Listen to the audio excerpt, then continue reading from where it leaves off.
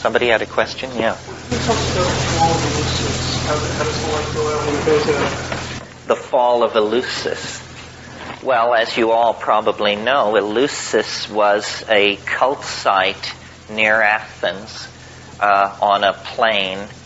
There's now a big lumber yard there the last time I was there. But anyway, it was this plain, a very fertile plain outside of ancient Athens, and they celebrated the greatest of the Greek mysteries there. They celebrated, it was a biennial, a twice yearly festival. In the spring, they would celebrate the lesser mystery. And this seemed to be a fairly local get-together of some sort, and probably a planting festival. But every September, for 2,000 years, people from all over the Greco-Roman world would come for the festival at Eleusis. And the rule was, first of all, it was open to everyone. Men, women, free man, slave. Everyone could attend. The rule was you could only attend once in your life. And so you had one shot at whatever this thing was. And you were sworn to silence. And literally, everyone who was anyone went to Eleusis to experience the mysteries. Herodotus, Thucydides, Plato, Aeschylus, Euripides, everybody. People would make journeys of thousands of miles. It was the wellspring of Greek spirituality. The problem is we don't know with certainty what the excitement was all about. We know that there was an inner cult area called the Telesterion, and that something was drunk and that something was seen. And in the 19th century, they just went nuts on this subject. I talk about it in my book. And they finally, all these constipated Victorian classicists decided that the mystery of Eleusis must be a representation of the female genitals, illuminated at the height of this ceremony by a laser light show of some sort. And so, it was just absurd. It was a complete distillation of the Victorian mind being projected. You'd like to believe that the roots of Western civilization are deeper than a peep show, but hey, who knows? There was a very interesting incident it's called the Scandal of 415, which is that in 415 BC, a wealthy Athenian noble named Alcibiades was busted for the charge was possessing the Eleusinian mystery and distributing it to guests at dinner. Well, this seems to make it fairly clear that this was not a clay representation of anybody's genitals. This was some kind of a dope of some sort. So then the scholars whip out their knives, and all kinds of theories have been brought forward. Some of you may know the scholar Robert Graves discusses this in The White Goddess. And his theory, which I think deserves to be more looked at than it has, his theory was that these recipes, people drank something from a special cup called a kakekion, and recipes supposedly exist for what they drank. And it's honey, barley, something else, and always water. And Graves argued that that water is not something that you list as an ingredient of something you drink. Obviously, it has water in it. So he said the inclusion of water in this list is in order that there can be an ogum. Do you know what an ogum is? You will when I tell you, because you've all seen them. An ogum is when you make a list of things in such a way that the first letters spell out a word. You grok that? So the idea was that in Demotic Greek, the words for barley, honey, water, and this fourth ingredient that I can't remember, those four words can be arranged to spell out the word miko, which means mushroom. So Robert Graves was convinced that a psilocybin mushroom lay behind the Eleusinian mysteries.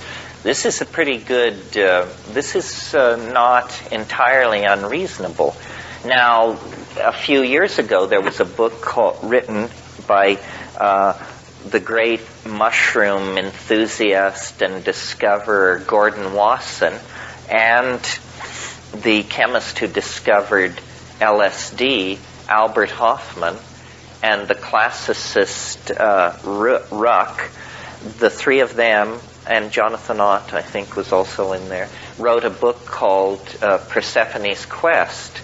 Not Persephone's Quest, that's a different book. The Road to Eleusis. Good, watch me.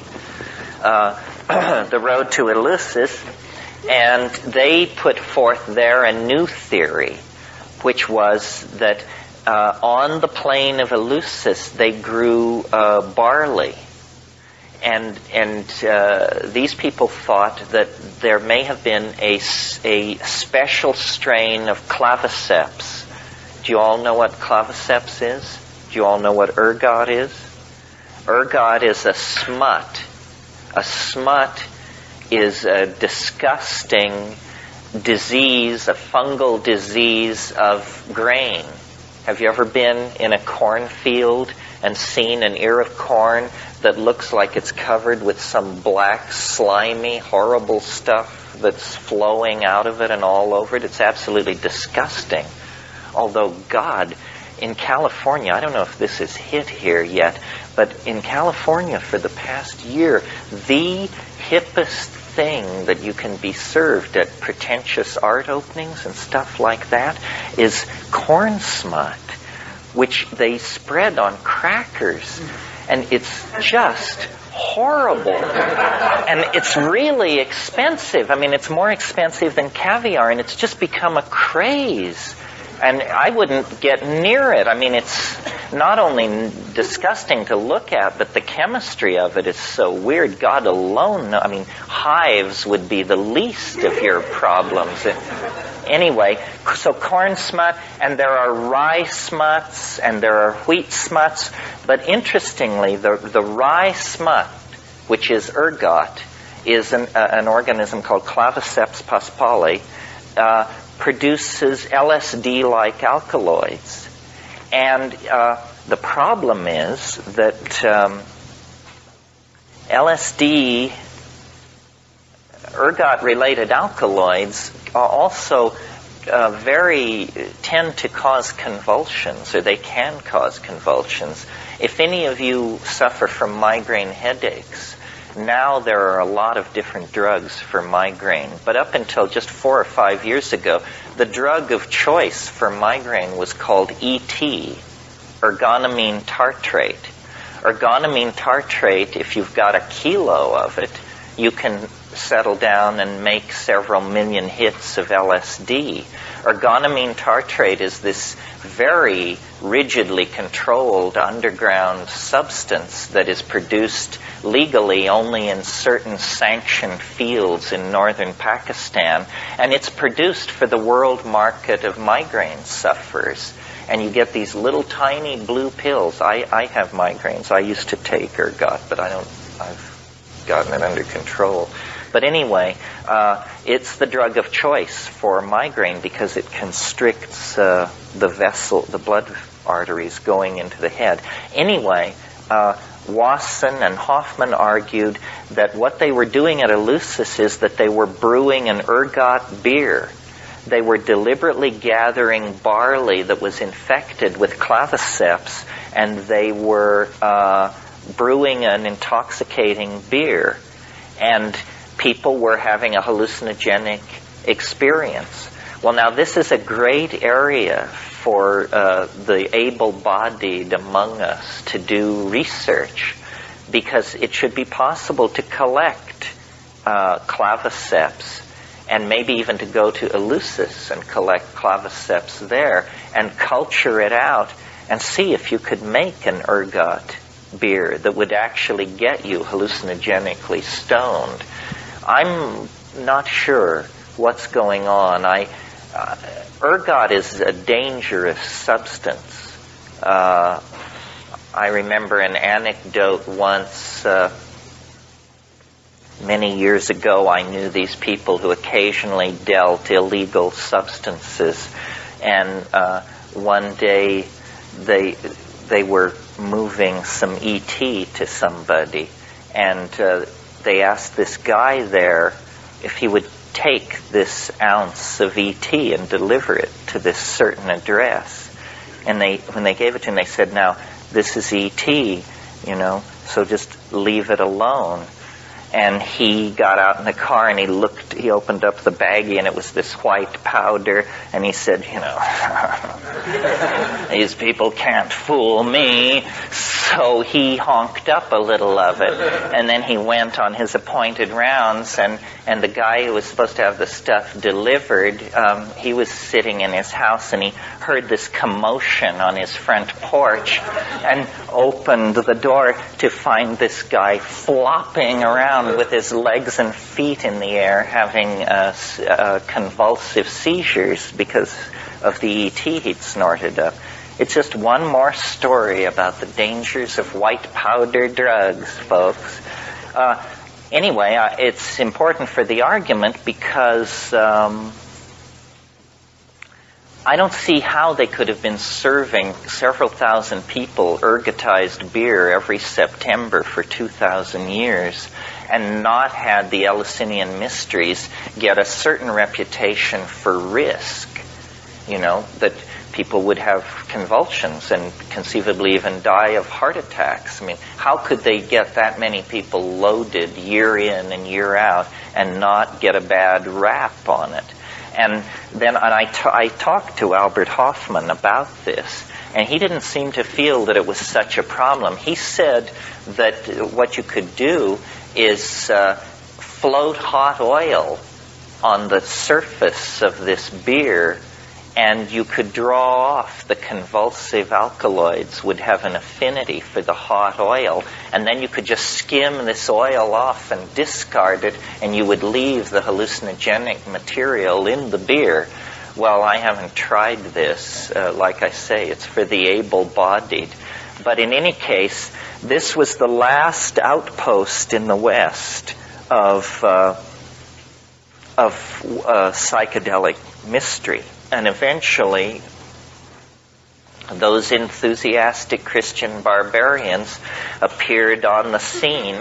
In this case, it was Alaric the Visigoth, a great guy to take to an art museum. And, they smashed it all to pieces. Alaric the Visigoth was kick-ass. People don't realize that these barbarian invasions of the late Roman Empire, the Vandals took over a huge swath of North Africa. They didn't just stop at the bottom of the boot of Italy or on the Peloponnesian Peninsula. These guys just kept rolling. And huge parts of Africa were under the control of Visigoths and Vandals. North Africa, Carthaginian coast of the Mediterranean. And that was the end of the Eleusinian mysteries. But it shows how late this mystical psychedelic impulse persisted in Western civilization. See, the thing that gave the Greeks their genius was that it was a mingling of a northern mentality coming out of Thracia and places like that, meeting a very old mystical, feminist culture that had its roots 10,000 years deep in Saharan Africa via Egypt and Çatalhöyük in Turkey. Because it was said, even in classical times, what is celebrated in secret at Eleusis is celebrated publicly at Knossos in Mycenae. You see, in Minoan Crete, you see, Minoan civilization was an archaic civilization. It preserved the goddess worship, the opium use, all of these archaic styles were preserved in Minoan Crete for millennia after the rule on the coast of Asia Minor was kingship, bronze-tipped spears, city building, and that whole sweat socks mentality that built up there. What finished those folks off was around 950 AD, Mycenaean pirates eventually laid siege to these Minoan cities, and after centuries of slowly drifting deeper and deeper into opiated decadence, Minoan Crete fell. But all of the mysteries and the mysticism and the orgiastic rites and all of these archaic forms were then imported into Greece as mystery religions, as cult practices. One of the puzzles of Minoan religion is that they worshipped these things, or they had a religious relationship to these things called aniconic pillars, they're called. What they are mushrooms, as far as I can tell. They built shrines, they worshipped columns, but these columns were slightly flared on the top. If any of you are interested in it, well, something that should be said. See, we have a distorted view of how culture developed and what classicism really meant, because for the past, throughout the 18th and 19th century, European scholarship spent a huge amount of time distorting and erasing the debt of Greek civilization to Africa. They basically screwed with the record because they just couldn't bring themselves to believe that all this wonderful architecture and proportion and mathematics, that it was little brown people who were responsible for this. And if you're interested in this book, there's a book by Burnell called Black Athena that is a really radical book. Have any of you read it? It had it was very controversial a couple of years ago. Great book. Yeah. Black Athena by Burnell. And it shows how Western culture misrepresented the debt of classicism to Africa. I mean, they could tolerate the idea of Egypt as long as you always made sure, that these people were white as the driven snow. Well, it's a bunch of malarkey. I mean, it was a thoroughgoing black culture, and everything was derivative of it right up until, I don't know, the Byzantine Empire or something. I mean, Plato freely acknowledged his debt to this stuff. It was just that it was unswallowable to late European culture. Yeah. Oh yeah, they did a cover thing on it. I didn't read it. Time a few months ago. Yeah, what was it called? Our African Roots or something. Yeah. And it's no shuck and jive. I mean, we think 19th century scholarship was so careful and so wonderful, and what it really was an old boys club. I mean, they were fast and loose with this stuff. I think when it's all sorted out, it all happened in Africa.